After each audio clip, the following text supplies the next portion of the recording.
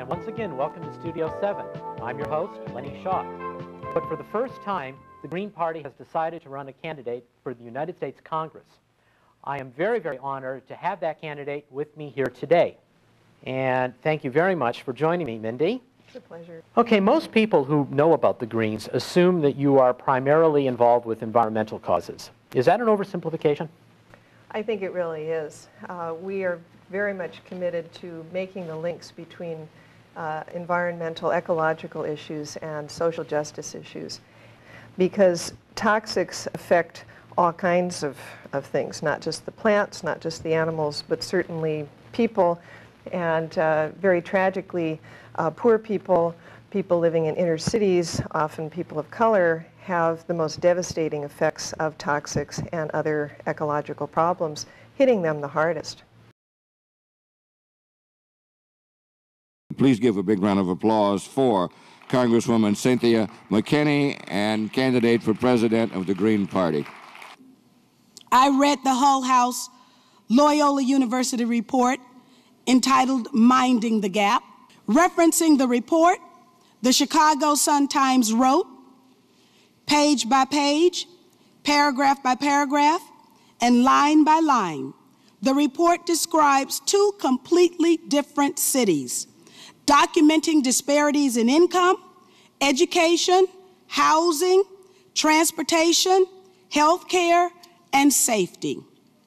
The report itself points out whites are 125% more likely to use marijuana than blacks, 181% more likely to use cocaine, 431% more likely to use inhalants, 516% more likely to use LSD.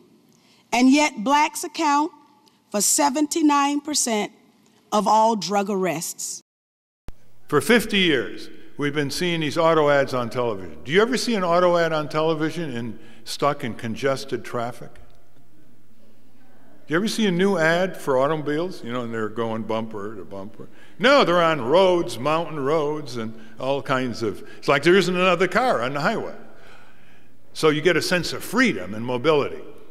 Instead of getting stuck in traffic 15 hours a week. People say we have a longer life expectancy in our country. Not if you subtract the years we spent stuck in traffic, we don't. Now, have you ever seen an ad for modern mass transit? Where people are going to work, sitting, relaxing, reading the paper, snoozing, chatting with their fellow passengers. You think you're paying $1.30 of gasoline, per gallon of gasoline, or $1.25? We're paying $50 billion just to safeguard Mideast oil. Crank that into your sales.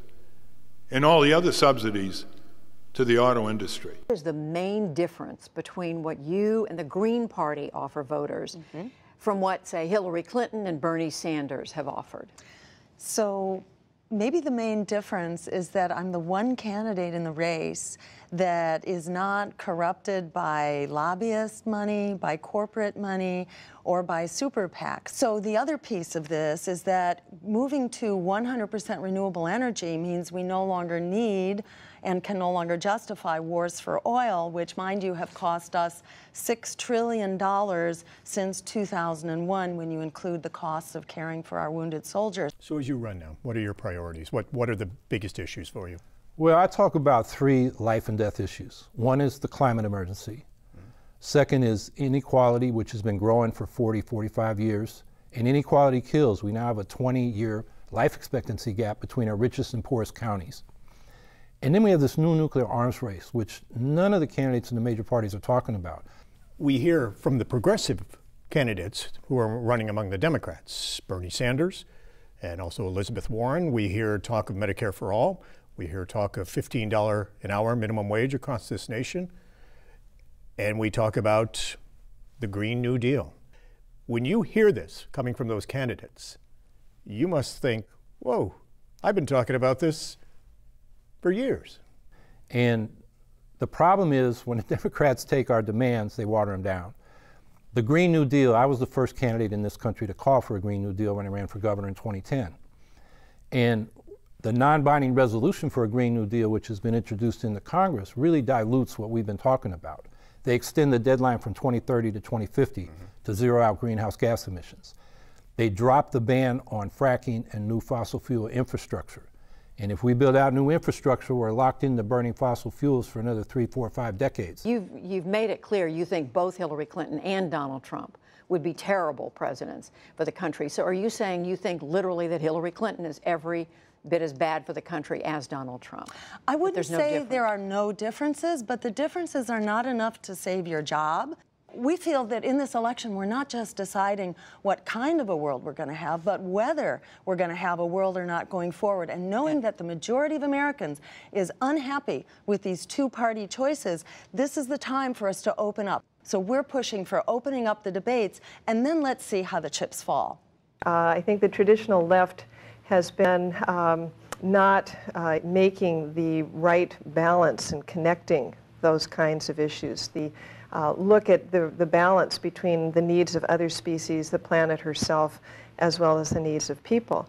Also not being serious enough about making a thoroughgoing commitment to nonviolence. That's a very interesting thing to talk about. Well, let me just say something about that. I think that we may be seeing the subsiding of the enemy of communism, but we have the very forceful continuation of the enemy in terms of racism and sexism, and the kinds of struggles that we have to mount to continue to overcome racism and sexism, particularly in this country and in this society, are as large as they ever were, if not greater than the situation 20 years ago.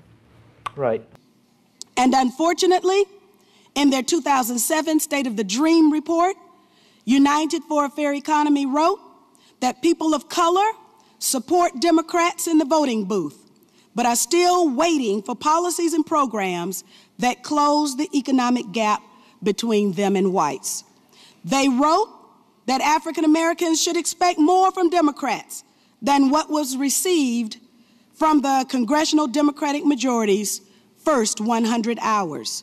They wrote that people of color vote blue but stay in the red.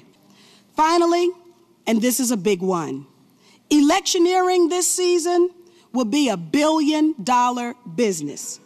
How much of that money is going to minority printers, minority banks, minority pollsters, minority media and political consultants, minority newspapers, radio and internet outlets? But year after year it gets into it. Someone says, well, some corporate think tank in Washington puts out a report and says, public transit is not economical. Why, don't you see that most of the day, 80% of these vehicles, transit vehicles, buses, subways, are empty? And no one says, yeah, I've seen that, but I also look at crowded highways and 4 out of 5 seats in every car is empty. On a slightly lighter note, we've just been through Earth Day. There was a lot of hype, but I think it raised people's awareness from a lot of the media.